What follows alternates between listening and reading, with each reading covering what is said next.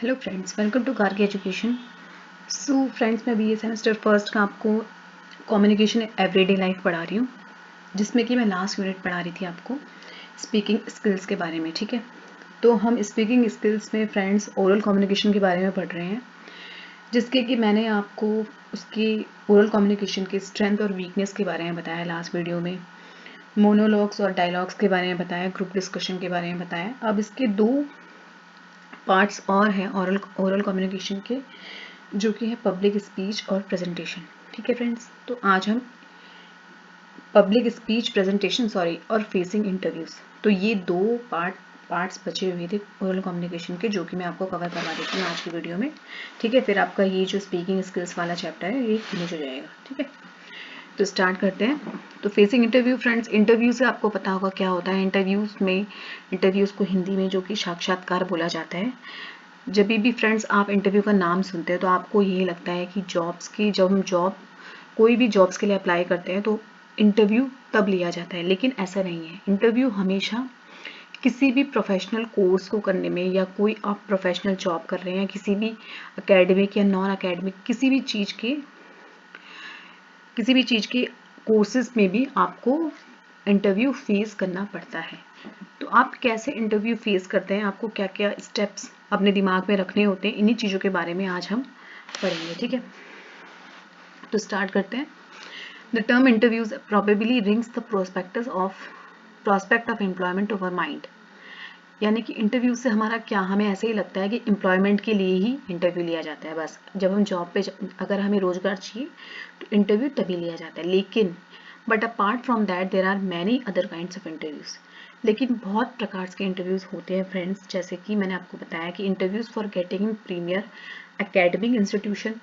आप किसी भी संस्थान में, आप किसी भी इंस्टीट्यूशन में अगर एडमिट होने जाते हैं, एडमिशन लेने जाते हैं, तो आपको वहाँ भी इंटरव्यू फेस करना पड़ता है कि जो कैंडिडेट हैं वो उस कोर्स के लिए सुटेबल है या नहीं है। ठीक है, तो interviews that we read in newspaper और वॉच इन टेलीविजन और इंटरनेट एक्सेट्रा। जैसे कि हम इंटरव्यूज देखते हैं कई लोगों के, जो नामी लोग होते हैं उनके इंटरव्यूज भी हम वॉच करते हैं टेलीविजन में या इंटरनेट पे देखते हैं, सोशल मीडिया के कोई भी साइट पे देखते हैं। But for the present contest we will restrict our self to facing interview for academic and professional excellence. ठीक है, तो interviews can be termed as an oral tool. एक तरीके का क्या है कि ओरल टूल है। ठीक है, हमारा टेस्ट लिया जाता है, इसमें एक तरीके का ओरल टेस्ट लिया जाता है। देखिए फ्रेंड, जैसे कि आपने स्कूल टाइम में वाइवा दिया होगा। ठीक है, वाइवा में आपको ओरली क्वेश्चन पूछा जाता है। उसी तरीके से इंटरव्यूज में भी उसी प्रकार का एक प्रोसेस होता है कि आपसे एक ओरल टेस्ट लिया जाता है। ठीक है, एकेडमिक और non academic credential for employment और entry to an academic institution, यानी कि जॉब के रिगार्डिंग इंटरव्यू लिया जाता है, और किसी भी एकेडमिक इंस्टीट्यूशन में आपको एडमिशन चाहिए तो उसके रिगार्डिंग आपसे आपका इंटरव्यू लिया जाता है। ठीक है, तो usually any employer would like to figure out before employing anyone whether the person is suitable for employment, यानी वो सुटेबल है या नहीं है जॉब के लिए, या कोई भी he she will serve the purpose for which he will be recruited, कि किस पर्पस के लिए उन्हें रिक्रूटेड किया जाए, क्यों उन्हें रखा जाए, तो इस चीज़ के लिए इंटरव्यू लिया जाता है।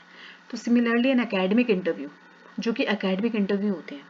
ठीक है, अगर आप कोई कोर्स करना चाहते हैं अच्छा सा, ठीक है, आपको क्या एंट्रेंस देना पड़ता है, लेकिन उसके साथ साथ आपको इंटरव्यू भी देना पड़ता है।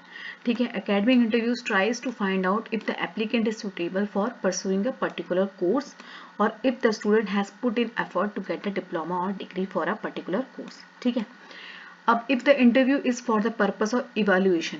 ठीक है, यानी कि इंटरव्यू किस चीज में, मतलब इसका पर्पस क्या है कि हम अपना खुद का मतलब मूल्यांकन करना। एक तरीके से इवेल्युएशन मतलब होता है कि अब आंकना उस पर्सन को कि उसको वो सुटेबल है या नहीं है। ठीक है, उस कोर्स के लिए, उस जॉब के लिए। ठीक है, तो दस what ever be the purpose of the interview, the interviewer purports to find out your competence about your subject। यानी इंटरव्यूअर क्या करता है, जो इंटरव्यू लेने वाला होता है क्या करता है, वो देखता है कि आपकी पकड़ कितनी है उस सब्जेक्ट में, या आपका कम्युनिकेशन स्किल कैसा है। ठीक है, योर एक्सीलेंस इन फील्ड, आप उस फील्ड में अच्छे हैं या नहीं है। जिस ठीक है, योर पर्सनैलिटी, आपकी पर्सनैलिटी को चेक करता है, your attitude and your aptitude also.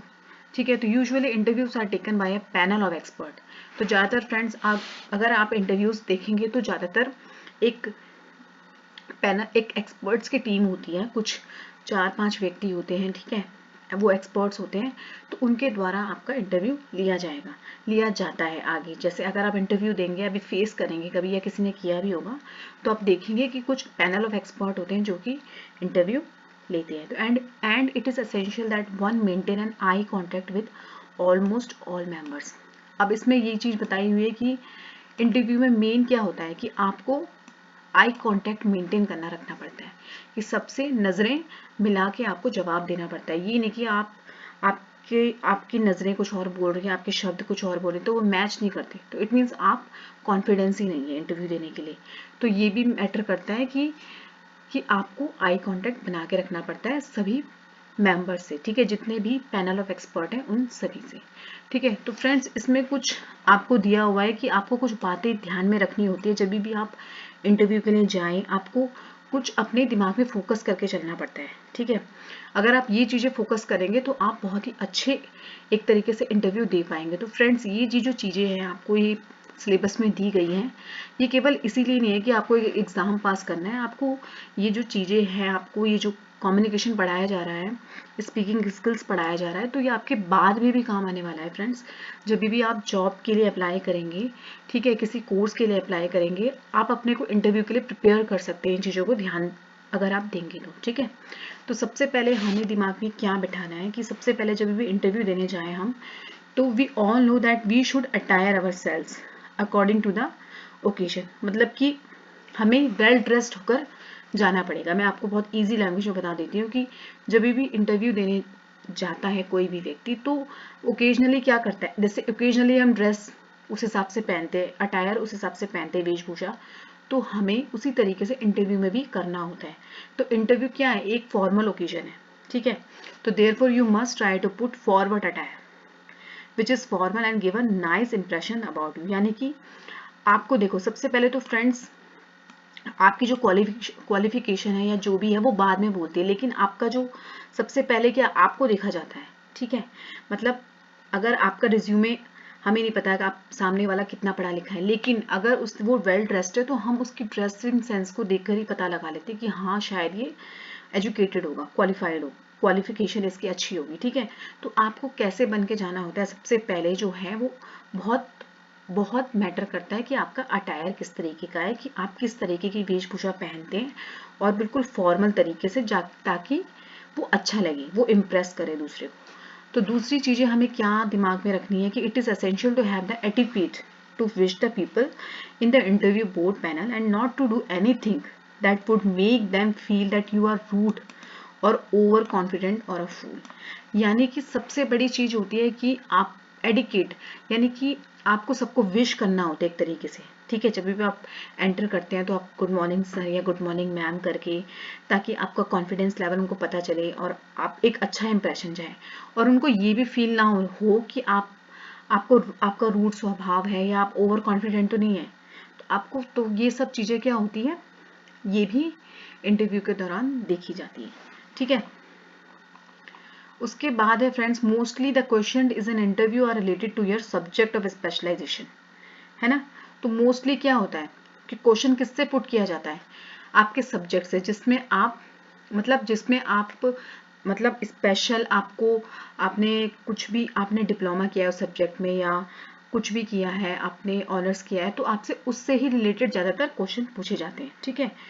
Therefore it is an prerequisite that you know your subject well and is able to deliver response to the question put forward by the interview. यानी कि इस चीज़ में ये यहाँ पे ये बोला गया है कि अगर आप किसी भी, अगर टीचिंग का, मान लो टीचिंग का इंटरव्यू है, आपने इंग्लिश के टीचर के लिए अप्लाई किया है या आपने हिंदी के टीचर के लिए अप्लाई किया, आप इंटरव्यू के लिए जाते हैं, तो आपसे उसी सब्जेक्ट के क्वेश्चंस किए जाएंगे। तो वेल प्रिपेयर होके हमें जाना पड़ता है या जाना चाहिए हमें वेल प्रिपेयर होके, कि किसी भी तरीके का क्वेश्चन उससे पूछा जा सकता है, तो हम आंसर देने में मतलब हम सक्षम हो, ठीक है, आंसर देने के लिए इंटरव्यूअर का।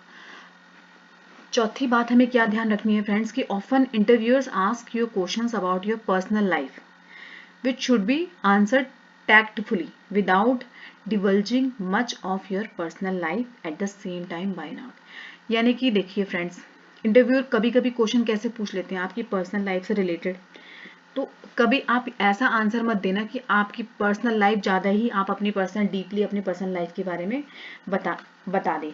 तो यानी आपको बहुत ही मतलब टैक्टफुली मतलब होता है, बहुत चालाकी से या चतुराई से टैक्टफुली जवाब देना होता है, ठीक है, बिना कुछ ज़्यादा पर्सनल लाइफ के मतलब पर्सनल लाइफ को इतना बताना भी नहीं चाहिए और ऐसे जवाब देना चाहिए कि उनको अपना आंसर भी मिल जाए इंटरव्यूअर को, ठीक है। तो फिर है फ्रेंड्स की questions which are of general nature needs to be answer with confidence, यानी कि जब भी आप आंसर दें कोई भी, तो आप में क्या होना चाहिए, कॉन्फिडेंस के साथ ही आपको उसका उत्तर देना चाहिए, उसका आंसर देना चाहिए। And it is essential as an interview try to find out if you are aware about things from your subject, ठीक है। उसके बाद your communication should show your confidence and conviction in what you speak, यानी कि सबसे जो main interview में देखा जाता है आपका कम्युनिकेशन, कि आप किस मतलब आप कैसे कॉन्फिडेंस से आप मतलब आपका कॉन्फिडेंस देखा जाता है कि आप किस प्रकार से आप कम्युनिकेट कर रहे हैं सामने वाले को, अपनी बात कैसे बोल रहे हैं, आप उत्तर कैसे दे रहे हैं, आप किसी भी क्वेश्चंस को कैसे आंसर करते हैं, उसको कैसे रिजॉल्व करते हैं, अगर कुछ भी चीज़ें अगर आप फंस जाते हैं तो आपका कम्युनिकेशन देखा जाता है, आपका कॉन्फिडेंस लेवल देखा जाता है, ठीक है, आप किस तरीके से बोलते हैं वो देखा जाता है। उसके बाद है friends your non verbal cues. तो मेन फ्रेंड्स आपको इंटरव्यू में जो भी एक्सपर्ट ऑफ पैनल होते हैं वो केवल आपके बोलने का तरीका, मतलब केवल ओरल कम्युनिकेशन में वो ये भी देखते हैं, आपके नॉन वर्बल क्यूज भी देखते हैं। जैसे कि मैंने आपको नॉन वर्बल कम्युनिकेशन के बारे में बताया है कि जो हमारे हाव भाव होते हैं, मतलब हम बोल नहीं रहे वर्ड से, लेकिन हमारे आंखों के एक्सप्रेशन, हमारे गेस्चर, हमारा पोस्चर, हमारे हाव भाव ये भी बहुत बोलते हैं, ठीक है, हमारे आई कांटेक्ट। तो आपका जो your non verbal cue should match your words, यानी कि हमारे जो हाव भाव है, हमारा जो बोलने का तरीका है और हमारी आई कांटेक्ट है हमारे वर्ड से मैच करनी चाहिए, ठीक है। ये ना हो कि हम कुछ बोल रहे हैं तो हमें बहुत हेजिटेशन हो रही है और हमारा जो फेस है वो इसके अकॉर्डिंग, हमारे वर्ड्स के अकॉर्डिंग नहीं है। And at no time you should show with your gesture or facial expression, यानी अच्छे तरीके से हमें उसको देना चाहिए, अपने फेस के एक्सप्रेशन को, हमें हेजिटेट नहीं होना चाहिए। And that you are getting irritated और bored are aloof to what the interviewer are inquiring about. और अगर ऐसा होता है कि आपकी फेशियल एक्सप्रेशन ठीक नहीं है तो इससे क्या होता है, वो सामने वाला जो इंटरव्यूअर वो इरिटेट हो सकता है, ठीक है। तो more over your non verbal communication should reflect your enthusiasm and interest in the prospective job, ठीक है। तो ये भी बहुत इफेक्ट करता है, जो भी आप जॉब के लिए जा रहे हैं तो ये बहुत ही इफेक्ट करता है आपका नॉन वर्बल कम्युनिकेशन। उसके बाद है friends before facing the panelist of an interview for employment you should ask your self 3 things, ठीक है। अब ये बोल रहे हैं कि सबसे पहले मतलब इंटरव्यू फेस करने से पहले हमें कुछ चीज़ों को ध्यान में रखना होता है। जब भी आप इंटरव्यू के लिए जाएं तो कुछ चीज़ें ऐसे क्वेश्चंस होते हैं जो प्रिपेयर करने ही होते हैं, जो आपसे पूछा जा सकता है। तो सबसे पहला क्वेश्चन ये होता है कि do you know your self, अपने बारे में आप किस तरीके से उनको बताएंगे, ठीक है, आप अपने बारे में किस तरीके से अपना परिचय उन्हें देंगे, ठीक है। और सेकंड थिंग है do you know about the company institution, आप जिस भी कंपनी में जा रहे हैं जॉब के रिगार्डिंग, जिस भी इंस्टीट्यूशन में जा रहे हैं आप कोर्स के रिगार्डिंग, आपको उस कंपनी या इंस्टीट्यूशन के बारे में ठीक से नॉलेज है या नहीं है, तो वो भी आपको पहले से ही तैयार करके रखना होता है, ठीक है। And do you know the job profile, और आपको अपनी जॉब प्रोफाइल के बारे में भी पता हो, ठीक है। ये ना हो कि आप बस जॉब के लिए चले गए, आप किस प्रोफाइल के, आपको यही नहीं पता है कि आप किस प्रोफाइल के में जॉब करने जा रहे हैं, ठीक है। तो वो भी हमें पता होने चाहिए। तो अब इसको एक्सप्लेन किया गया है फ्रेंड्स, जैसे मैंने आपको बताया, तो वही है do you know your self, मतलब कि before going for an interview you should determine your strength and weakness, यानी हमें हमारी मतलब स्ट्रेंथ भी पता होनी चाहिए, हमारी वीकनेस भी पता होना चाहिए। Or as it is a topic that you may not only be asked on but also the panelist on the interview board will be eager to find out, ठीक है। तो हमें हर तरीके से फेस करना आना चाहिए so that you are not faced with embarrassing situation, ठीक है। ये ना हो कि आपसे कुछ पूछा जा रहा है कि बताओ, ठीक है, अपने बारे में बताओ, तो आप एम्बैरस हो गए, आपको आ ही नहीं रहा अपने बारे में डिस्क्राइब करना, ठीक है। तो इस तरीके से आप एम्बैरसिंग सिचुएशन क्रिएट हो सकती है। उसके बाद है आप किसी भी किसी भी इंस्टीट्यूशन या कंपनी के बारे में जानना, तो ये बहुत इंपॉर्टेंट होता है। क्यों होता है इंपॉर्टेंट, कि you have made up your mind to work for and it's facing the interview, क्योंकि आपने वहाँ पे काम करना है, ठीक है। आपको ये दिमाग में बिठाना है कि आपने काम करना है, आपको इंटरव्यू फेस करना है। A little bit of work, norms and ethics, their business and other concern, their opportunities etcetera will help you to answer question in much more define way, ठीक है। तो ये आपको आंसर मतलब आपको बहुत ही ईजी कर देगा। अगर आप उस कंपनी इंस्टीट्यूशन के बारे में जानते हैं ठीक से, तो ये बहुत ही बेनिफिशियल होता है, ठीक है। उसके बाद है do you know the job profile. Job profile हमें बहुत इंपॉर्टेंट होता है कि हम जिस जॉब के लिए जा रहे हैं या किसी कोर्स के रिगार्डिंग जा रहे हैं तो उसके बारे में हमें ठीक से नॉलेज होनी चाहिए, ठीक है। तो फ्रेंड्स ये था हमारा इंटरव्यू, ठीक है। इंटरव्यू को किस तरीके से फेस करना आना चाहिए, क्या क्या स्टेप्स, हमें क्या क्या बातों का ध्यान देना चाहिए, हमें किन चीज़ों को अपने माइंड में बिठाना चाहिए। तो फ्रेंड्स ये चीज़ें जो आपने अभी मैंने आपको बताई हैं, तो ये आपको फॉर एवर काम आने वाली है। ये नहीं कि आपने एग्ज़ाम दे दिया और आप भूल गए। तो आप कभी भी इंटरव्यू देने के लिए जाएंगे, कभी भी कोई भी अगर आप आ, आगे कोई कोर्स भी करते हैं या आप कोई जॉब भी करते हैं, तो आपको ये बहुत काम आने वाली चीज़ें हैं, ठीक है। तो आपको याद रखनी है ये चीज़ें। उसके बाद है फ्रेंड्स ओरल कम्युनिकेशन का जो फोर्थ पार्ट है वो है पब्लिक स्पीच और या प्रेजेंटेशन, ठीक है। पब्लिक स्पीच, स्पीच से तो आपको पता ही है कि भाषण देना, ठीक है, भाषण से है, ठीक है। प्रेजेंटेशन किस तरीके से प्रेजेंट करते हैं हम, तो फिर ये पब्लिक स्पीच जो है वो भी ओरल कम्युनिकेशन का ही हिस्सा है, ठीक है। तो पब्लिक स्पीच और presentation is one such forms of mass communication, ठीक है। मास कम्युनिकेशन आपको पता होगा, where one addresses a gathering of people. अब देखो पब्लिक स्पीच, अब ज्यादातर आपको पब्लिक स्पीच से आपके दिमाग में एक तरीके से पिक्चर बन रही होगी, जैसे बहुत बड़ी भीड़ में कोई भी नेता स्पीच देता है, ठीक है, देता है ना, तो फिर वो ही पब्लिक स्पीच होती है, ठीक है। और जैसे कोई मीडिया है, मीडिया में कोई रिपोर्टर है, ठीक है, वो रिपोर्ट दे रहा है, ठीक है। अब वो जैसे अब न्यूज़ एंकर है, वो न्यूज़ देते हैं और हम सुनते हैं, तो एक तरीके से ये क्या है, ये पब्लिक स्पीच है और ये प्रेजेंटेशन भी है। तो giving a speech is a craft that one need to include in oneself, so in professional life it may come to much use, ठीक है। It is not only a political leader needs to know the craft of addressing large audience. ये इनका बोलने का ये मतलब है कि केवल पॉलिटिकल लीडर को ही जरूरत नहीं पड़ती पब्लिक स्पीच की, है ना, पब्लिक स्पीच की यहाँ सबको जरूरत पड़ती है। किस तरीके से, there are various kind of jobs throughout the world where the art of addressing mass is a prerequisite. यानी बहुत तरीके की ऐसी जॉब्स है जिसमें हमें स्पीच देनी पड़ती है बहुत। जैसे कि देखिए फ्रेंड्स, जैसे आप किसी भी आप जैसे मान लो कि आप मीडिया में जाते हैं, तो मीडिया के व्यक्ति क्या करते हैं, एक बोलता है, ठीक है, तरह तरह के क्वेश्चंस मतलब उनको पूछने होते हैं और उनको रिपोर्ट देनी होती है, बहुत भीड़ में उनको बोलना पड़ता है। तो एक तरीके का ये चीजें क्या होती है, ये कॉन्फिडेंस लेवल होता है। तो ये पब्लिक स्पीच देना एक बहुत बड़ी, एक तरीके से हमें मतलब कैसे लोगों को एड्रेस करना है ये आना चाहिए, ठीक है। Think about a situation when you are head. अब ये बोल रहे हैं कि एक सिचुएशन हमें बता रहे हैं कि think about a situation when you are a heading an institution और you are public relation officer. मान लीजिए कि आप एक हेडिंग मतलब एक इंस्टीट्यूशन के हेड हैं, एक पब्लिक ऑफिसर है, रिलेशन ऑफिसर है या मीडिया कोऑर्डिनेटर है, ठीक है। ये एक ऐसे पद हैं फ्रेंड्स जिसमें हमें एक बहुत बड़ी भीड़ को, बहुत बड़े मतलब गैदरिंग ऑफ पीपल को एड्रेस करना होता है, ठीक है। तो it becomes essential for you to address large audience, ठीक है। Moreover think about you making a presentation for a company are not addressing public, ठीक है। So public speech presentation are significant in our professional life. तो public speech is different from presentation, लेकिन public speech जो होती है वो presentation से थोड़ी अलग होती है ना। प्रेजेंटेशन फ्रेंड, जैसे कि मान लो आप किसी भी कंपनी में जॉब करते हैं, किसी भी फॉर्म में जॉब करते हैं, आप कोई भी आपको प्रेजेंटेशन तैयार करने को बोला जाता है, तो आप उसको दिखाते हैं किस तरीके से। आपने जैसे पीपीटी बनाते हैं, तो पीपीटी में कोई भी प्रेजेंटेशन तैयार करना, उसको दिखाना, उसको समझाना, वो क्या होती है, एक प्रेजेंटेशन होती है।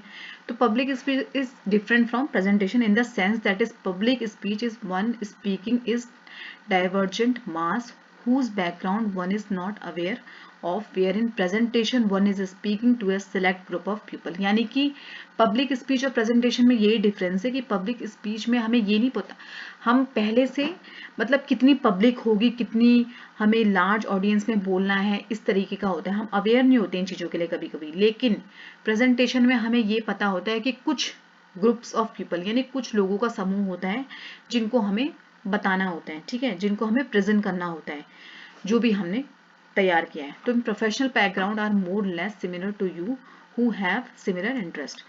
सो presentation is of a different nature than that of public speech, यानी दोनों ही एक दूसरे से अलग है। But in both forms of oral communication, लेकिन ये दोनों ही क्या है, ओरल कम्युनिकेशन के ही हिस्से हैं फ्रेंड्स, ठीक है, दोनों ही ओरल कम्युनिकेशन के पार्ट है।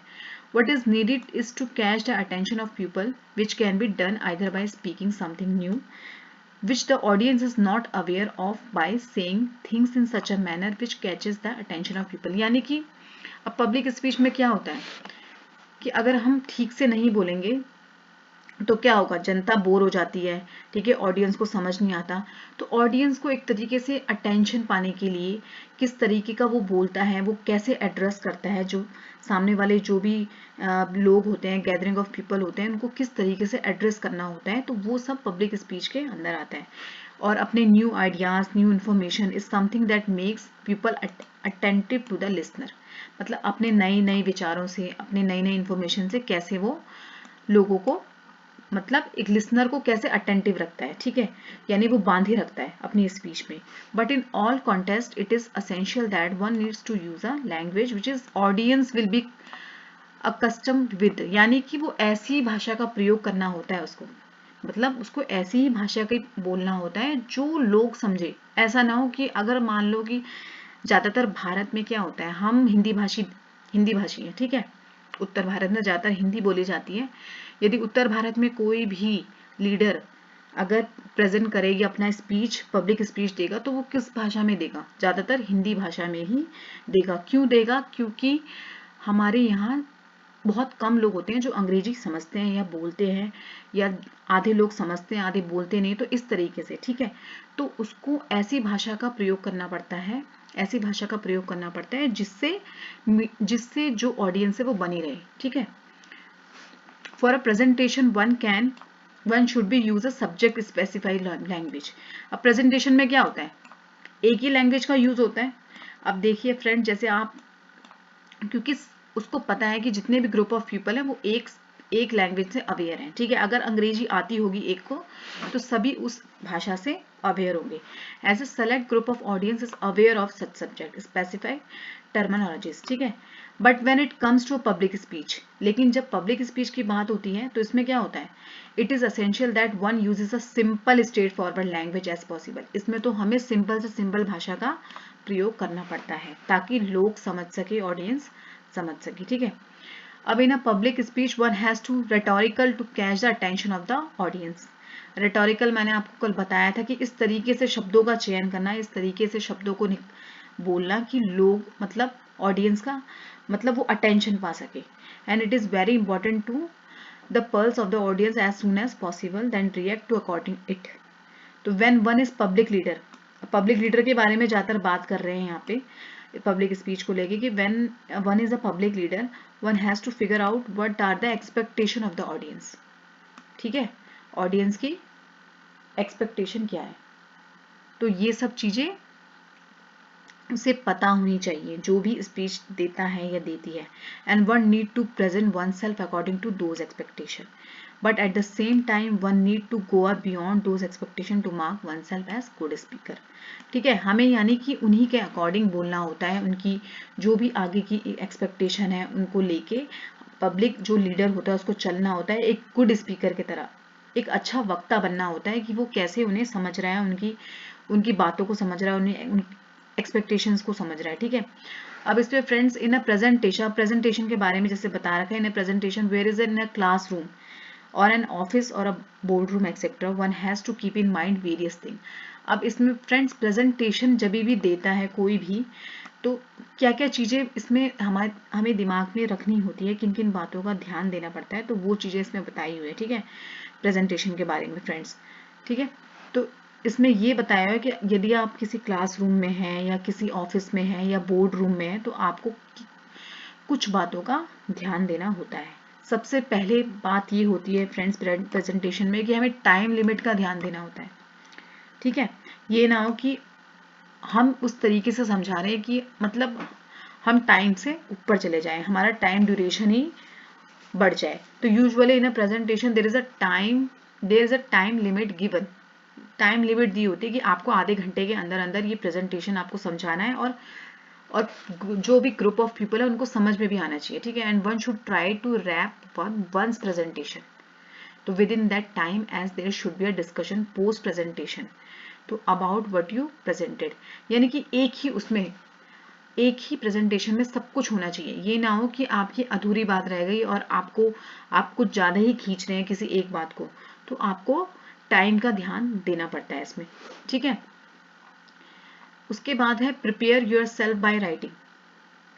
आपको क्या किन किन चीज़ों का ध्यान देना होता है कि आपको जो भी आपने प्रिपेयर किया है उसको आप लिख लें।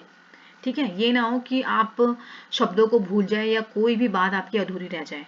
तो दो in a presentation one speak as one does in an extempore but it is to kept in mind that presentation are to be prepared beforehand and if possible even rehearse। मतलब कि आपको एक तरीके से रिहर्सल करनी होती है पहले कि आपको क्या क्या चीज़ें बतानी है, मेन चीज़ें आपको ये बतानी है और कोई चीज़ें आपको मिस भी ना हो आपसे।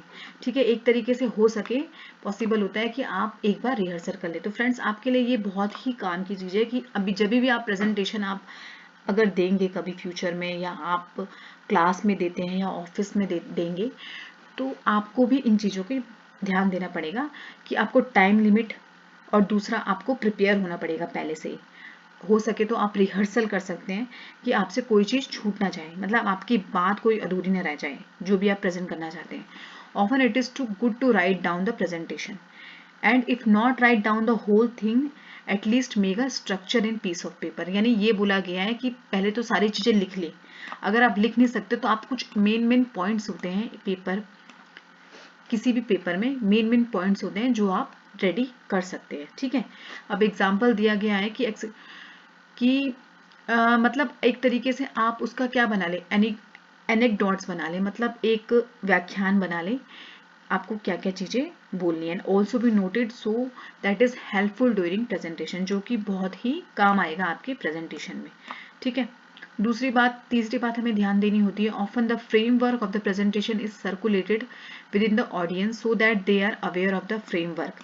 यानी कि अब जब भी आप कोई भी प्रेजेंटेशन देना चाहते हैं तो आपको एक सर्कुलर प्रेजेंट करना होता है ऑडियंस के लिए भी। क्यों? ताकि ऑडियंस भी अवेयर हो सके उस टॉपिक के लिए, उस प्रेजेंटेशन के लिए कि हाँ इस प्रेजेंटेशन के बारे में बात होगी। ठीक है, ये ना हो कि सामने वाली ऑडियंस को पता ही नहीं है कि आगे क्या बोला जा रहा है या उसको वो समझने में सक्षम ही नहीं है उन चीज़ों को। तो एक सर्कुलेटेड यानी कि एक तरीके का सर्कुलर भी होना चाहिए ताकि बाकी ऑडियंस को भी वो समझ सके या बाकी ग्रुप ऑफ पीपल जिनको भी आप दे रहे हो उन्हें समझ आ सके। तो these days people often take help of multimedia devices during presentation to make things clear. अब फ्रेंड्स इसमें भी नॉन वर्बल के बारे में बताया हुआ है आपको कि non verbal cues are very important during presentation as body language. यानी कि वही चीज़ें बताई हुई हैं आपको प्रेजेंटेशन में भी कि जो भी मतलब बोलने से ज़्यादा, अगर आप बोलने से पहले आपकी बॉडी लैंग्वेज, आपकी फेशियल एक्सप्रेशन, पोस्चर, आपका बोलने का तरीका भी देखा जाता है कि आप किस तरीके से आगे मतलब प्रेजेंट करते हैं। ठीक है, आपके एक्सप्रेशंस उस चीज़ को ढंग से प्रेजेंट कर पा रहे हैं या नहीं कर पा रहे हैं। And speak a lot about what one intend to say. ठीक है, आप क्या कहना चाहते हैं। And the conviction and the confidence in what one is saying is brought forward in one's presentation through the body language. यानी body language के through मतलब काफ़ी पता चल जाता है कि हाँ आप बोलना क्या चाह रहे हैं। ठीक है, आई कांटेक्ट बनाना ऑडियंस से, जो भी है, जो भी ग्रुप ऑफ पीपल को आप दे रहे हैं, तो इस तरीके से आपको पता होना चाहिए। नॉन वर्बल क्यूज मैंने आपको पहले भी क्लियर करवा दी कि क्या चीज़ें होती हैं। उसके बाद है friends, it is important often to provide an overview about what you are present, यानी कि आपको एक तरीके से ओवरव्यू भी करना पड़ता है। आप जो भी प्रेजेंटेशन दे रहे हैं, जो भी स्पीच दे रहे हैं, तो पहले आप क्या कर लें, उसका ओवरव्यू कर लें। ठीक है, आप उसको देख लें कि हाँ मेरे को ये बोलना है, इस तरीके से मुझे प्रेजेंट करना है सामने। ठीक है, तो इस तरीके तो it make it easier for the audience to follow it. उसके बाद है, it is also important that emphasis what your main point, मतलब आपको मेन पॉइंट पे ध्यान रखना होता है। ये ना हो कि आप कुछ एक्स्ट्रा चीज़ों को ज़्यादा ही लंबा खींच लें और जो आपके मेन मुद्दे हैं वो रह जाए। ठीक है, and where are you discussing as well as them a summary of your presentation at the end of talk. उसके बाद है फ्रेंड्स, लास्ट है कि at a presentation ending with a bang always is significant as it make the audience have a strong impression. ठीक है, इस तरीके से आपको प्रेजेंटेशन को कभी भी ऐसे नहीं कि आप जो अपना अंत है वो बहुत ही मतलब बहुत लूज तरीके से दे रहे हैं, आप ऑडियंस को फीका लगे या बोर लगे। आपको ऐसा मतलब एंडिंग भी उसकी इस तरीके से करनी है कि वो आप अच्छा इंप्रेशन छोड़े उन पे, जो ग्रुप ऑफ पीपल है या कोई भी ऑडियंस है उन पे अच्छा इंप्रेशन छोड़े उस चीज का। ठीक है, at the end it is also important to ask audience for their comments. अब लास्ट में क्या इंपॉर्टेंट होता है, सबसे इंपॉर्टेंट ये होता है कि जब आपकी प्रेजेंटेशन खत्म हो जाती है तो बहुत इंपॉर्टेंट होता है कि आप बाकी लोगों को पूछें, ऑडियंस को पूछें या ग्रुप ऑफ पीपल्स को पूछें उनके कमेंट्स।